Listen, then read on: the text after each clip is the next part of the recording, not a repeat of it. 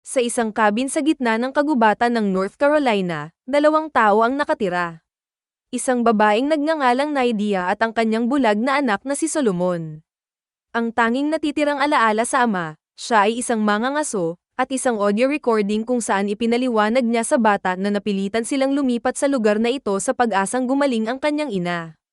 Ngunit ang pag-asa ay walang kabuluhan. Lalo lang lumala ang kalagayan ni Nydia. Sa araw na iyon, tinawag ng ina ang kanyang anak upang magpaalam at suriin ang mga bitag. Bago umalis ng bahay, nakagawian ng bata na itali ang isang lubid sa kanyang katawan, na ang kabilang dulo nito ay nakakabit sa balkonahe. Ang panukalang ito ay kinakailangan upang ang bata ay laging mahanap ang kanyang daan pauwi at upang malaman ng ina kung saang direksyon siya hahanapin kung may mangyari. Tinuruan ng babae si Solomon kung paano maglagay at maghanap ng mga bitag para sa mga hayop at sumang-ayon sa kung gaano siya kabilis matuto. Nang maglaon ay ipinakita niya sa kanya kung paano maayos na balatan ang mga hayop nang hindi nasisira ang balahibo, na pagkatapos ay magagamit sa paggawa ng damit. Isang araw, nahuli ng mausisan na batang lalaki ang isang insekto at ikinulong ito sa isang garapon, nalungkot lamang nang mapansin niyang wala ng ingay ang insekto.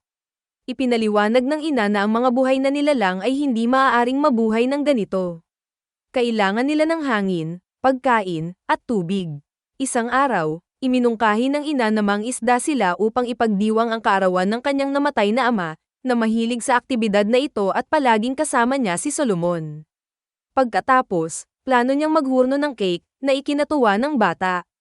Tumungo ang mag-ina sa ilog. Biglang napuna ni Solomon na ang lahat ng mga hayop at ibon ay tila naglaho at isang nakaririnding katahimikan ang nakapalibot sa kanila. Ang babae, na napansin din ito, ay nagbibiro na natatakot sila sa bata at binalaan ang mga isda sa ilog. Ang batang lalaki ay nagpapahinga, ngunit ang hindi kasiya-siyang pakiramdam ay nananatili sa kanyang kaluluwa. Nakaupo sa baybayin, bigla siyang nagtanong tungkol sa kamatayan. Nagulat si Nydia ngunit ipinaliwanag niya na ang kamatayan ay isang pagbabago lamang ng pag-iral, tulad ng isang chrysalis na nagiging butterfly. Patuloy ang buhay ngunit sa ibang anyo. Ngunit bakit interesado si Solomon dito? Kung tutuusin, bata pa siya, puno ng lakas, at mabubuhay ng mahabang panahon. Matapos maupo sa tabi ng baybayin gamit ang kanilang mga pangingisda at hindi makahuli, kaya iminungkahi ng babae na maghukay ang bata ng ilang mga uod. Masaya siyang sumang-ayon at nakipagsapalaran sa mas malalim na kagubatan. Nakahanap ang bata ng ilang bulate malapit sa bulok na puno at naramdaman niya ang isang kadena na bakal sa ilalim ng mga dahon. Ngunit sa sandaling sinubukan niyang hilahin ito upang malaman kung saan ito patungo, dumating ang ina ng may maramdamang kaina-hinala sa kagubatan. Pinuri niya ang kanyang anak sa paghahanap ng mga uod ngunit iminumungkahi na tapusin nila ang pangingisda para sa araw na iyon. Umuwi ang mag-ina kung saan inaalagaan ng ina ang mga gawaing bahay, hardin, at kambing, na nagbibigay sa kanila ng pagkain. Tinutulungan ni Solomon ang paghukay ng mga ugat na gulay. Pinupuri ng ina ang kanyang anak para sa tulong nito, itinatago na mas lumalala ang kanyang nararamdaman. Sa gabi, nagluto siya ng ipinangakong cake at nagmumungkahi na kantahin ng kanyang anak ang tradisyonal na kanta, ngunit hindi ito nagustuhan ng bata. Pagkatapos ay nag-aalok si Nydia na hayaan siyang hipan ang kandila sa cake sa harap niya, at humiling si Solomon ng kahilingan, ngunit tumanggi siyang ibahagi ang kanyang nais, sa paniniwalang hindi ito matutupad kung sasabihin niya. Sa gabi, nagpapatugtog ang ina ng audio recording na ginawa nila ng ama ng bata para sa batang si Solomon. Nagkwento siya tungkol sa isang maliit na kambing na minsang tumakbo sa kagubatan kung saan nakatira ang isang mabangis na halimaw. Mahal ng mga magulang ang kanilang maliit na kambing at hindi nalulugod, ngunit ang kambing, nang makita ang halimaw, ay nakatakas at umuwi, na nagdadala ng malaking kagalakan sa kanyang ina at ama. Niyakap siya ng mga ito, at nangako siyang hindi na babalik sa madilim na kagubatan. Matapos pakinggan muli ang kwento, muling itinanong ni Solomon ang kahulugan ng kamatayan, dahil hindi niya naiintindihan ang naunang paliwanag ng kanyang ina. Pagkatapos ay sinabi sa kanya ni Nydia ang tungkol sa pananampalataya. Gayunpaman, halos hindi naiintindihan ng bata at ipinahayag na naniniwala siya sa kanyang ina higit sa lahat. Lumipas ang mga taon, ngunit isang araw ay nawala ang ina, iniwan lamang ang batang lalaki ng isang pag-record ng kanyang boses, kung saan nagpaalam siya sa kanyang anak at ipinaalala sa kanya ang 3 pangunahing panuntunan ng kanyang buhay. Dapat lagi niyang ibahagi sa kagubatan ang lahat ng nakukuha niya mula rito. Kalahati para sa kanya, kalahati para sa kagubatan. Ang pangalawang panuntunan, kapag nalulungkot siya at handa ng sumuko, dapat niyang kantahin ang kanilang kanta. Ang pangatlong panuntunan, hindi niya dapat tanggalin ang lubid. Lumipas ang oras. Naging teenager si Solomon. Siya ay ganap na umangkop sa buhay mag-isa, sa pangangaso, pangingisda, pagpuputol ng kahoy, at pagsuri ng mga bitag ng mag-isa. Kapag nalulungkot siya, nakikinig siya sa mga tip na may mga tinig ng kanyang mga mahal sa buhay. Isang araw habang kumakain malapit sa bahay, nakarinig ang bata ng kakaibang tunog mula sa kakahuyan. Ibinaba ang kanyang plato, nagmamadali siyang pumunta sa kagubatan ngunit walang narinig na kakaiba, kahit na naramdaman niya ang presensya ng isang tao sa malapit. Bago matulog, muli niyang pinapakinggan ang voice recording ng kanyang ina. Gayunpaman, hindi siya makatulog. Tumayo ang bata at lumabas ng bahay. Pagkatapos ay narinig niya ang malakas na pagsigaw ng kanyang kambing at tumakbo patungo sa tunog hanggang sa maabot ng lubid ang limitasyon nito. Sa pinakadulo ng abot ng lubid, nagawa niyang maramdaman ang katawan ng kambing sa damuhan. Ngunit sa sandaling iyon, isang hindi kilalang bagay ang humawak sa hayop at hinila ito sa kailaliman ng kagubatan. Naramdaman ng bata ang kanyang mga kamay, napagtanto ng bata na nababalot sila ng dugo at sinubukan itong punasan. Dumating ang umaga. Si Solomon ay natakot ngunit patuloy na namumuhay ayon sa kanyang itinatag na gawain. Ngunit isang araw bigla siyang nakarinig ng putok ng baril sa kagubatan.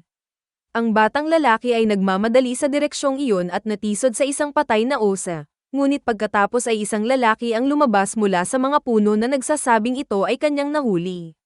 Dahil sa takot, sinimulan ni Solomon na iwagayway ang kanyang kutsilyo, at napilitang patumbahin siya ng estranghero gamit ang puwitan ng kanyang baril. Namulat ang bata malapit sa kanyang bahay. Ang mga ngaso na nakaupo sa tapat ay may gawi sa kanyang sugat, humihingi ng paumanhin para sa pinsalang dulot nito. Binasa niya ang pangalan sa kutsilyo, na Lucas, at ipinapalagay na iyon ang pangalan ng batang lalaki. Ngunit inamin ng bata na ito ang pangalan ng kanyang ama na ngayon ay wala na. Humingi muli ng paumanhin ang mga ngaso, sinabing hindi niya sinasadyang takutin siya, at nang mapansin ang lubid, dinala niya siya pabalik sa bahay. Si Hank, ang pangalan ng lalaki, ay nagtanong sa binata kung bakit siya nakatira mag-isa at kung nasaan ang kanyang mga magulang, dahil ang bata ay mukhang napakabata. Ngunit hindi sumagot si Solomon. Natapos na ang araw, kaya humingi ng pahintulot ang mga ngaso na magpalipas ng gabi sa bahay. Bilang kapalit, nag-alok siya ng ilang mga painkiller. Nang tumanggi ang bata, dahil hindi niya alam kung ano ang mga tablitas, nangako si Hank na magluto ng mainit na pagkain mula sa osa, at sumang-ayon si Solomon. Sinuri ni Hank ang bahay mula sa loob at napagtanto na ang binata ay hindi kailanman umalis sa mga hangganan nito at sa makatuwid ay hindi alam ang tungkol sa labas ng mundo. Samantala, ang bata ay nakikinig sa huling mensahe ng kanyang ina, nakakulong sa sulok ng kanyang silid, na hindi komportable sa presensya ng isang estranghero. Nakahanap si Hank ng mga lutong bahay na libro na ginawa ng ina ni Solomon para sa kanya at naawa siya sa bata. Mabait at bukas palad siyang kumilos at inalok sa binata ang inihanda niyang sopas. Muli siyang nag-alok na tulungan ang bata, na nagsasabing maaari niya itong gabayan sa mga tao at tulungan siyang manirahan sa malaking mundo. Ngunit tumanggi si Solomon, na iniuugnay ni Hank sa kanyang malalim na pag-ibig sa tahanan, na nananaghoy na siya mismo ay wala nito. Muli siyang nagtanong tungkol sa mga magulang, sinabing ang batang lalaki ay kamukha ng babae sa larawan, marahil iyon ang kanyang ina. Pagkatapos ng hapunan, natulog sila, kahit na hindi hiniwalay ni Solomon sa kanya ang kutsilyo. Napagtanto na walang banta si Hank, sa wakas ay nahiga siya. Gayunpaman, sa kalagitnaan ng gabi, pareho silang nagising ng isang malakas at nakakatakot na tunog, na katulad ng dagundong ng isang hindi kilalang hayop. Si Hank, na armado ng flashlight at baril, ay lumabas upang tingnan kung ano ang nangyayari. Tahimik ang paligid ng bahay, at ang lalaki ay nagtungo sa kagubatan. Di nagtagal, nakita niya ang mga bakas ng dugo sa ilalim ng isang puno at napagtanto na may ilang hayop na namatay doon. Sa mismong puno, may mga bakas ng dugo at naiwan ang balat. Paghinto, sinuri ni Hank ang lugar sa pamamagitan ng kanyang saklaw at napansin ang isang bagay na kainahinala sa mga palumpong. Nagpaputok siya ngunit ang nilalang ay tumalon mula sa likod ng puno na may nakakatakot na dagundong at sinisingil siya. Napagtanto na hindi niya natamaan, tumakbo ang mga ngaso. Pagdating sa bahay, nakita niya si Solomon sa isang uri ng kawalan ng ulirat. Umindayog lang ang bata sa magkabilang gilid, nagpaparinig ng himig sa sarili, at hindi sumasagot sa mga tanong ng lalaki. Si Hank, na walang sagot, iniwan siyang mag-isa. Pagkatapos ng lahat, naniniwala siyang natakot niya ang hayop at ngayon ay ligtas na sila. Nangako ang lalaki na ilalabas ang bata sa kagubatan upang mamuhay siya ng normal, nang hindi natatakot sa anumang halimaw. Sa umaga, nakita ni Hank si Solomon sa shed. Nag-alok siya na ayusin ito dahil nandoon ang lahat ng kinakailangang materyales, maliban sa chain. Naalala ni Solomon ang nahanap niyang kadena sa kagubatan noong bata pa siya at dinala niya si Hank sa lugar. Namangha ang lalaki kung paano nag-navigate ang bata gamit ang lubid. Ipinaliwanag ng bata na ito ang tanging paraan upang mabuhay.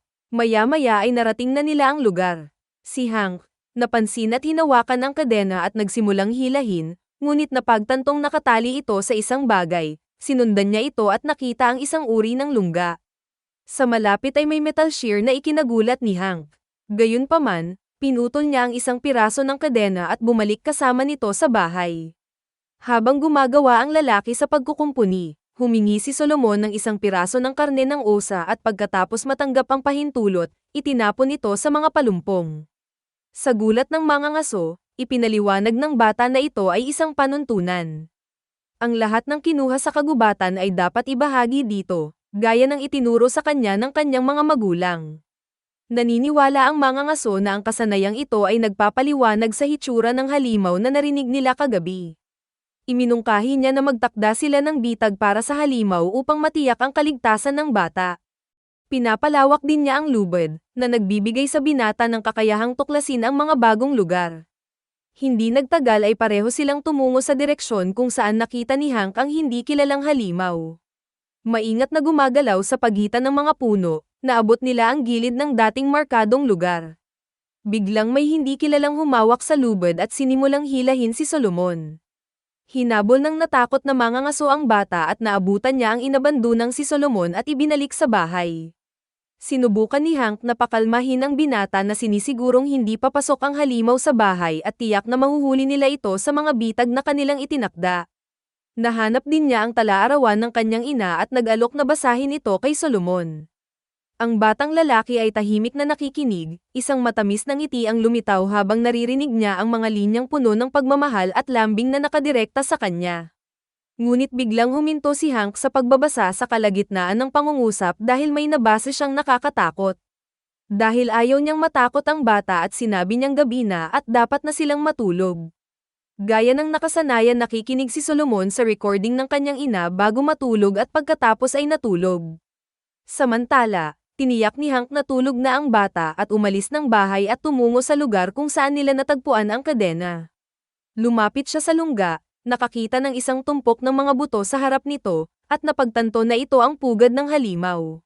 Samantala, nagising si Solomon at nagsimulang maghanap para sa kanyang bagong kaibigan, at si Hank, na nakahanda ang kanyang baril, ay lumapit sa lungga at biglang nakakita ng isang kwaderno na katulad ng sa bahay ni Solomon, ngunit ang isang ito ay nakasulat sa mga simpleng doodle.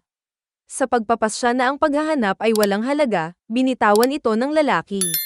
Samantala, napagtanto na wala si Hank, umupo si Solomon sa balkonahe at binuksan ang tape recorder, nakikinig sa boses ng kanyang ina, ngunit sa sandaling iyon, nakarinig siya ng putok ng baril sa kagubatan.